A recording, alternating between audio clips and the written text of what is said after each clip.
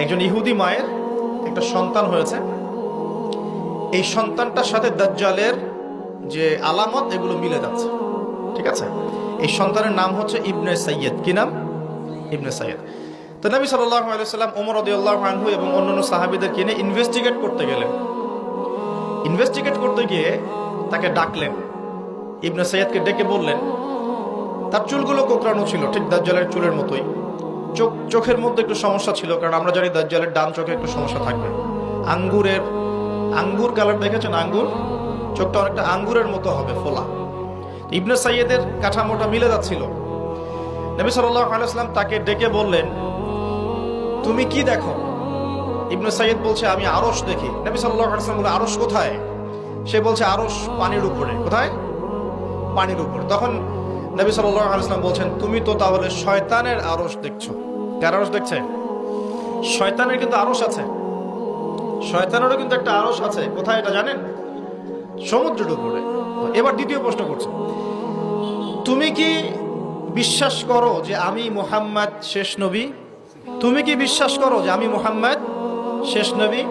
এখন এই ব্যক্তি বলছে, ব্যক্তি নাকি আসলে ছোটই বলা যায়, ইবনে সাইয়্যিদ, তার নাম কি? ইবনে সাইয়্যিদ। সে বলছে, আপনি কি স্বীকার করেন যে আমি নবী?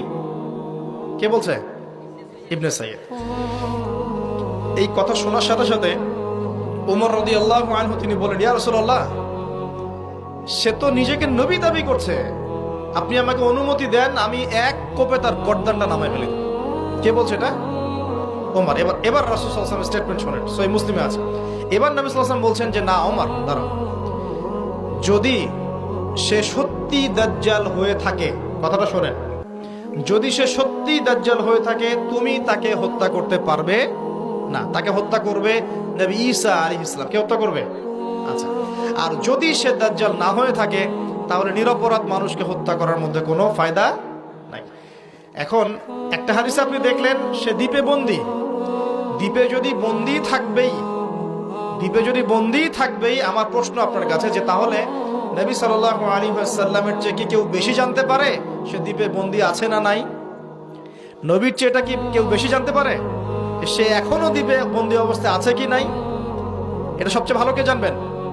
অবশ্যই নবী সাল্লাল্লাহু আলাইহি ওয়াসাল্লাম, তাই নয় কি? তো নবী সাল্লাল্লাহু আলাইহি ওয়াসাল্লাম যদি শিওর হবেন যে সে দ্বীপেই বন্দী আছে, তাহলে মদিনায় একজন ছেলেকে এভাবে ডেকে ইনভেস্টিগেট করার কি প্রয়োজন আছে? কথা বুঝতে পারছেন না? যদি আপনি মনে করেন শিওর যে আমাদের চেয়ারম্যান সাহেব বা আমাদের অনারেবল গেস্ট যারা, তিনি বাড়িতে আছেন, আপনি শিওর,